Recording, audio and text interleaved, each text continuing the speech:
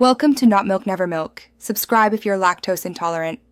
You begin by combining essential prerequisites with immediate actions. Install Python 3. 11 plus, confirm Python version and choose an editor. Next, create a project folder and in it Git so changes are tracked. Once done, make and activate a virtualenv, then pip install one small package you need. Create main. Py, write a simple function and run Python main. Py to confirm the runtime. This gets you coding right away and avoids future environment problems. You now build the core, design modules and a clear package layout so responsibilities are separated. Start coding small, testable functions with type hints and doc strings. This speeds understanding later. Make tests for each unit and run them frequently.